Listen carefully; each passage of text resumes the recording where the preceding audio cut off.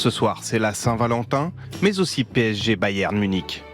Un choix cornélien pour les fans de foot qui doivent choisir leur camp et convaincre leur moitié. Entre les deux, leur cœur balance et ce n'est pas la première fois qu'un huitième de finale de la Ligue des Champions tombe un 14 février. Bonne Saint-Valentin. Sur les réseaux sociaux, beaucoup de supporters semblent avoir fait le choix de la raison et certains sont durs en affaires. Si elle m'attend jusqu'à la fin du match et Paris gagne, on peut basculer en mode Saint-Valentin. Une fois, je pars travailler. Oui. Je reçois un MMS de Victor avec une grosse boîte en carton. Il me dit qu'il a une super surprise, qu'il est trop content, que quand je vais rentrer, vraiment ça va être super, qu'il a hâte que je rentre. Combien est-ce qu'on va dépenser pour la Saint-Valentin? Ça, c'est intéressant. 142 € en moyenne, 28 € de plus que l'an dernier. C'est énorme parce que c'est une moyenne. J'ai été franchement très surpris. En fait, avec l'inflation, la dégradation du pouvoir d'achat, on aurait pu s'attendre à ce que les Français dépensent moins pour la Saint-Valentin. En réalité, il y a une explication. C'est que l'enquête, elle prend en compte uniquement les personnes qui vont célébrer la Saint-Valentin. Et ceux qui n'en ont pas les moyens cette année ne célébreront pas et donc n'entrent plus dans les statistiques. Je me prépare, je suis dans la voiture, je suis là, oui, je prépare à dire oui. Oui. Et là, je rentre, la boîte en carton, je l'ouvre. 4 enjeux l'hiver pour mes pneus hiver. Mais non. Le budget moyen des Français pour cette Saint-Valentin serait en baisse. Les Français vont dépenser en moyenne 83 € ce soir contre 114 l'an dernier. Bah oui, mais inflation oblige, on a réduit le budget. On sait aussi que la Saint-Valentin est devenue ringarde aux yeux des jeunes. Seuls 38% des moins de 35 ans vont la fêter. Bon, côté cadeau, c'est du classique. Le top 3, c'est fleurs, chocolat et parfum. Ceux qui dîneront ensemble pourront tester la dernière tendance en matière d'art de la table. Le spaghetti dump, le jeté de pâtes. De plus en plus d'internautes américains s'y mettent, prétextant que cela évite d'avoir à laver la vaisselle. C'est vrai, mais niveau présentation et hygiène, c'est une autre histoire. Une assiette, c'est bien aussi. Autre sondage mené par CAPA nous apprend que cette Saint-Valentin sera particulièrement chaude au travail cette année. 51% des Français croient de nouveau à l'amour au travail. Cette année, c'est 10 points de plus que l'an dernier. Et faire l'amour sur le lieu de travail est un fantasme pour 92% des Français. Là aussi, mais non, je vous donne les chiffres. Quand j'ai plus envie de l'écouter, j'ai qu'à faire remonter mes cœurs. Oui, c'est ça. Dis donc, mais oh. La mignon, ça n'a pas duré longtemps, t'as vu? Et dis donc, tu sais ce que c'est ça? C'est un coup de cœur.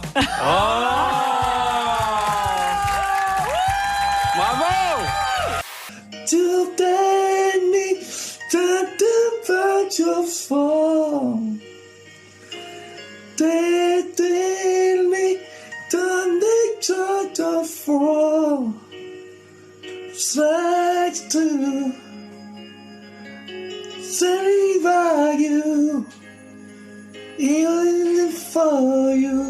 Selon l'analyse des écoutes des utilisateurs Deezer, nous sommes d'humeur romantique à l'approche de la Saint-Valentin. Le mot-clé le plus recherché est amour. Et il y en a une bonne dose dans les titres les plus joués à cette période. Perfect de Ed Sheeran. L'évident Someone Like You de Adele.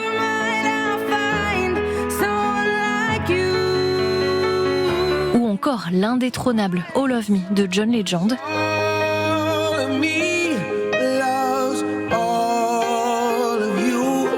Ça fait cul.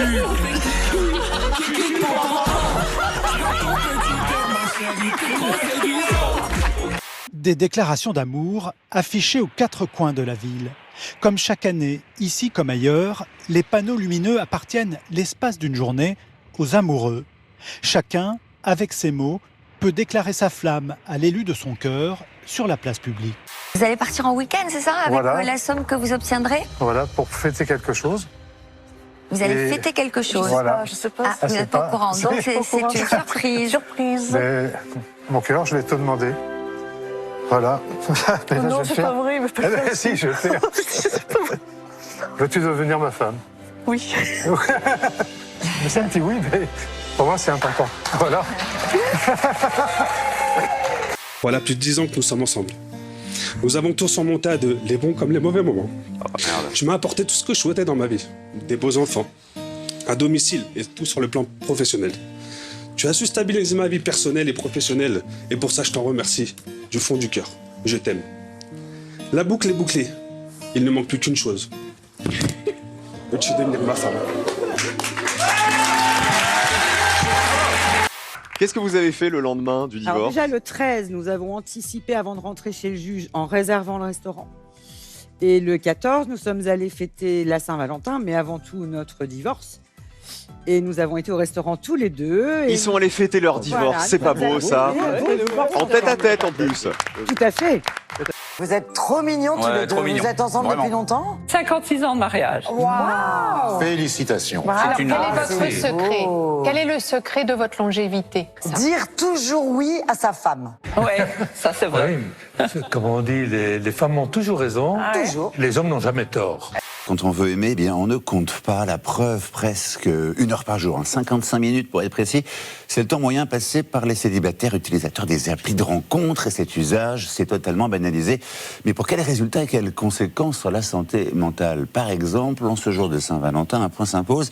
2,6% de la population française est inscrite sur la plateforme Tinder. 1 740 000 utilisateurs en France.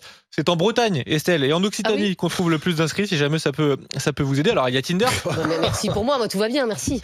70% des utilisateurs de ces applications avouent avoir un impact négatif sur leur santé mentale.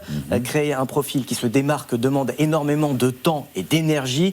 Une étude néerlandaise a montré que le nombre de matchs, les affinités virtuelles, étaient directement corrélées avec l'originalité du texte de présentation. Il y a aussi beaucoup de pression autour des photos et du physique. Et puis, il faut aussi arriver à gérer les rejets qui peuvent se cumuler. C'est pas toujours évident. Physiquement, vous n'êtes pas seul, on n'est pas seul. J'ai découvert que le corps humain compte beaucoup d'habitants, notamment le Démodex. Je ne sais pas si vous connaissez, c'est un parasite, le Démodex. Démodex, oui, exactement. Démodex. Ouais.